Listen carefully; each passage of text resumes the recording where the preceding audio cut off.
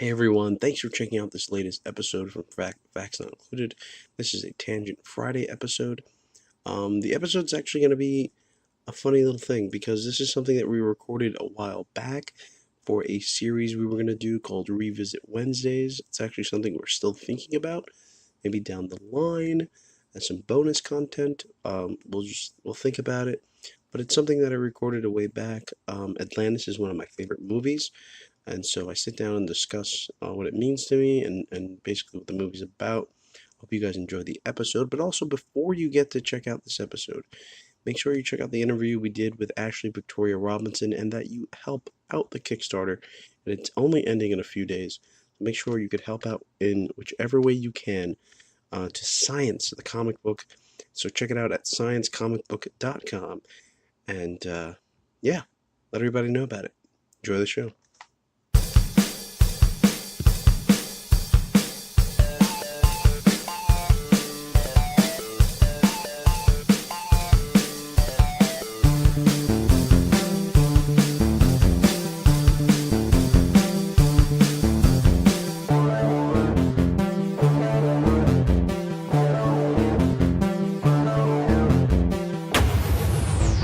Everybody, welcome to this latest episode of Facts Not Included. I'm your host, Peter Cabranes, where we're going to dive right into Atlantis, the Lost Kingdom, or something it's called. Do my research, of course, before you do an episode. You should probably check out what the title is. Atlantis was a movie for me growing up that meant a lot. It was a Disney movie. I liked Disney as a kid, not as much as everyone else, but I enjoyed the occasional Disney product. And so I felt that with this movie, it tickled my fancy as a kid. I enjoyed the story of Atlantis. I enjoy journeys and adventures in movies. And so seeing the style, the cartoon, the way it was designed, I guess caught my eye. I'm not too sure. I mean, it was 2001, I believe, when it came out. So I wasn't, too aware of film technique or aware of how any of that stuff works. So I guess visually just made sense to me. The trailers, I guess, seemed to work. Or maybe I was just brought to the movie, and maybe I just saw the movie because it was a new kids movie. I have no idea. I'm not too sure. I could probably ask whoever brought me, which is probably my parents, one or both of them. I'm not too sure. But Atlantis was a movie, at least looking back, where it's probably one of my favorite Disney movies, which is, kind of odd to say, being that when you ask most people, do you like Atlantis? Their first response is, what is Atlantis? You mean the city that sunk? Yeah, well, yes, but the movie made by Disney. And they're like, well, Disney made, it's all this, like, for some people, it's a very confusing, like, I don't really remember that movie, but for a lot of the people that are fans of Disney or that are fans of the movie, they have very fond memories of this film. I know for a fact that when I tell people I have two of my very favorite Disney movies are Treasure Planet and Atlantis. And the reason those two are my favorite Disney movies is probably because they are the two movies that touched me probably the most. And yes, I put The Lion King at a different pedestal. I put certain movies somewhere else. But if you were to ask me, what is a Disney movie that you like to revisit, or that if it's on, you're definitely sitting down and watching it if it's on TV already? Those two movies, Atlantis and Treasure Planet, are the two movies that I would sit down and watch if it's already on, or if someone's like, hey, I don't know what to watch, these are your options. Those are the movies that I would definitely encourage to put on. The only other movie that does that for me, or movies you could say, are any of the Star Wars movies. Even the prequels, as much as I don't like them, if they're on, I'm going to watch them. And it's one of those things for me. And so Atlantis was one of these movies that again didn't do good at the box office when it came out. It did pretty poorly from what I remember. I mean, not that I remember, but looking back at it, I remember I had looked at the stats a couple of years ago. But it's not one of Disney's crowning achievements. You'll never see Atlantis merchandise in Disney. You probably only had seen it when the movie was coming out at the time, and you're never gonna see Atlantis merchandise ever again at Disney unless they do some sort of like um, I don't know, some sort of water related thing. And they are like, we're sick of the Little Mermaid, and we're sick of Finding Nemo and Finding Dory. Our next water thing is Atlantis. So you're not going to see Disney ever touch that property ever again. And the same thing goes for Treasure Planet. Big losses for them. This is the thing about Atlantis for me is, and you could see it when you watch it. There's technology there. Back in 2001, we have to remember 2001 was 17 years ago, as you know from this recording. 17 years ago, animated movies like that weren't really using the technology that Atlantis had in the movie. The style of CGI that they were using mixed in with this new, with the old, additive of drawing your movie, and so they might have been Disney's last hand drawn movies, if I'm not mistaken. Not fully hand drawn. Clearly, that ended a long time ago, I think. But these might have been Disney's last hand drawn films. I'm not too sure. I mean, this is why it is facts not included, the podcast. But yes, so the story, the story goes that Disney put a lot of money into this. Disney wanted to reap some obviously all their money back, and I want to assume I want to assume it was the marketing that didn't work for them. Either they didn't market the movie properly, or they made a movie that wasn't for their target audience, and their target audience just didn't care. But I do remember vividly. I think it was not vividly because I don't remember where I got it from. But I think it was either McDonald's. It was definitely Burger King because I wasn't a McDonald's fan. I don't remember. It might have been Burger King. I'm not sure. But they had the Atlantis, like kids meal toys or whatever. And I remember playing with them and having a fun time with them. And then some of the merch came out, and I enjoyed playing with the ship and Milo and everybody else that's really involved in the series.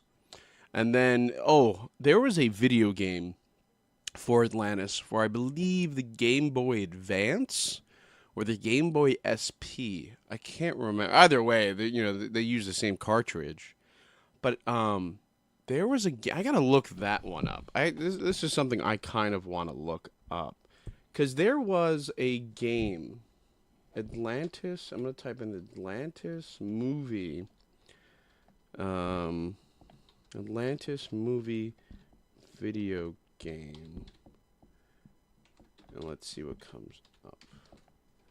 All right, let's see. Atlantis video game. Game Boy. Because it was so dumb. Yeah, here we go. Atlantis the Lost Empire. I think it was the name. Yeah, it was just the Game Boy Advance video game. That's what it was called.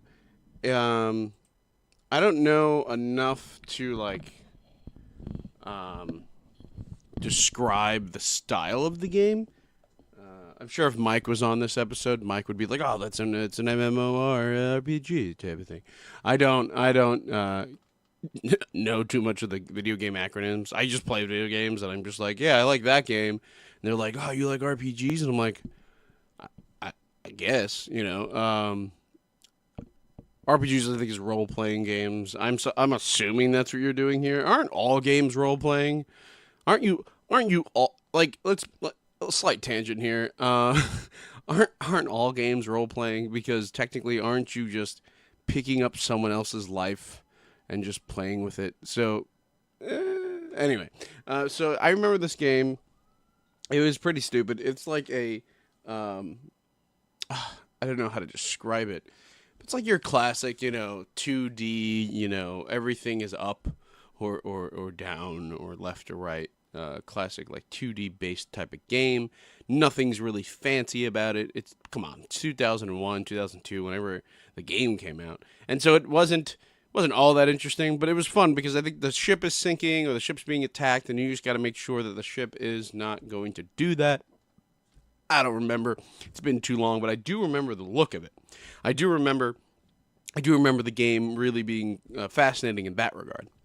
And so the movie, I know because I've been talking about this game.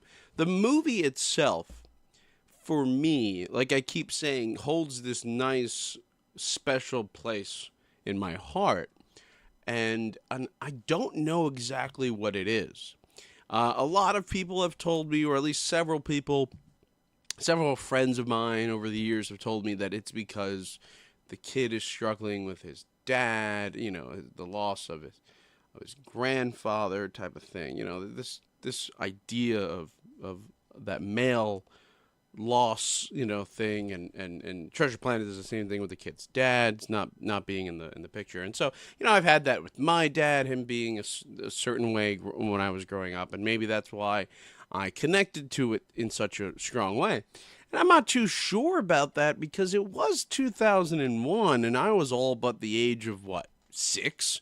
And so I don't think, but I don't think I was as aware of certain things in my house, but maybe I was. I don't know. And maybe there is that connection. And I will say the Milo aspect more so. Probably I connect to more, to be honest. Now that I think about it, because he's dealing with his grandfather being lost, and I only had one growing up, and I think at that time he had just moved with my grandmother they had just moved to Florida, and so I just lost them. I think that was the year before, and then my other grandfather had passed away 2 years before that. I think in like '99 or something, and so I guess that loss for me there, but. I mean, the movie doesn't quite focus on loss of the grandfather much. They just mention that he was a great explorer and mocked, So I don't know. Maybe that does pull me in due to that. Maybe at a subconscious level, I connected to that with that character in some sort of way. I think about that often, but not enough to really pinpoint it. Yeah, it's a very strong possibility now that I'm actually thinking about it. I suppose that could have played a role in my interest and love of this movie. But then it goes, I guess I'm tied in there. But then I can always let go and be like, this movie's trash. But for some reason, as you move along, the movie gets better for me. It's a fun little cute movie because the movie moves fast. Like I think it's the first, because it's only an hour and a half, so it's got to move pretty quickly. Let's be honest. But the movie moves relatively fast. It starts off right away with him proposing wacky ideas to himself and his little stuffed animals in the basement of the building and the museum, and then them saying, no, we're not going to let you propose to us in person. And he's like, come on. And then they were like, all this nonsense. And then he gets this random woman broke into his house, into his apartment. Plot hole, right? How'd that happen? And so, she breaks in and he's like, who are you? And she's like, come with me and blah, blah, blah. And then you find out that she brings him to his grandfather's best friend, who apparently this kid had no idea about. From what every time I watch this movie, I'm very interested. Like, how does he not know about his grandfather's best friend? And so, first of all, played by the great John Mahoney. Oh, this man always knows how to kill it. This man knows how to act. If you don't know who John Mahoney is, you definitely know him from Frasier, the old TV show from the 90s into the early 2000s. Frasier was one of the hit TV shows. When you think of Seinfeld, when you think of Friends, you think of Frasier. Those were the top 3 shows of that generation, actually the whole the whole decade. Seinfeld started later in the '80s, and Frasier came along, and Friends came in like the mid to late '90s, I think, some weird shit like that. But anyway, so John Mahoney, the great John Mahoney, played Frasier's dad. The man who always had the cane, and he had the dog. And so Frasier, Frasier. So John does a great job in this movie, playing that. Oh man, I always forget his name. Anyway, he plays the grandfather's friend, and so he tells him about the mystical stuff of Atlantis, and that the whole before this they meet. Milo's talking about how he needs to find this book. They need to go on this expedition in Iceland, and next thing you know, his friend goes, I already got the book. Your grandfather already got it. We went on this expedition years ago. He's been saving this for you, and he never got a chance to give it to you, and here you go. And so Milo's like super excited. He's like, all the answers are in here. Let's go find this. And they already are about to set sail. Like the crew was picked and everything. It was the same crew from the Iceland trip, so everybody was familiar with each other, except they didn't know Milo. And they do a good job of making Milo feel like this new kid. Like they make as young as, Milo is young, but they make him feel like a little boy. Because everyone, by the time they get to the ship, everyone's experienced. Everybody on that ship is experienced. They've been on God knows how many expeditions they've been on, either together or individually. And yet it seems that Milo's never done this before. And they make you aware of that. They make you aware that he is just a little boy in this giant, vast city that is this new ship, which, let's be honest, is a cool looking ship. Come on. That is a bad ass looking ship. That is a cool ship. It is a ship that it seems to be inspired by the old, Captain Nemo ship and stuff from 10,000 Leagues Under the Sea. And so, Disney was heavily involved in making a movie of that movie back in the day. And so, they had rides regarding that ship style and everything. So maybe they took their ideas and borrowed some of those styles from there.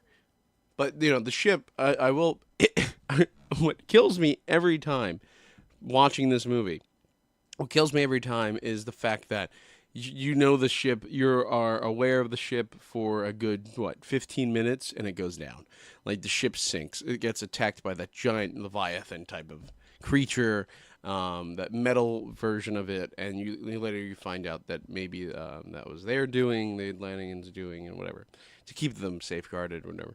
And so they get attacked, and the ship goes down, and somehow, again, I love this movie, but there's always been that like, how is it that they're able to move around with all this equipment? Like, everything you could think of that was on that ship somehow managed to get off the ship, which is one, how, and two, how are they able to maneuver with all of that equipment? Very heavy, very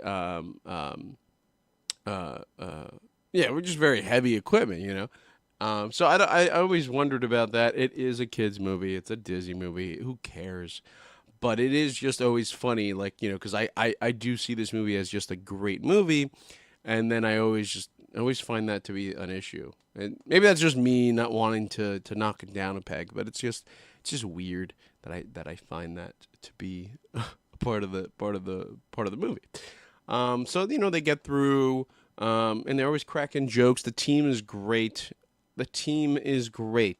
You got Mole, the Mole dude. He's just a little Frenchman who just loves dirt. You have I always forget their names. You got the other guy. I want to say he's Spanish or Russian or something. The explosives guy, hilarious character. He's probably my favorite of the bunch of that group. And then of course the old woman that plays. She's the the operator, the phone operator and stuff. And she's like, "We're all gonna die," every 2 seconds. Then you have the character that looks like oh my God, what's his name from Men in Black? Yeah, he looks like that guy.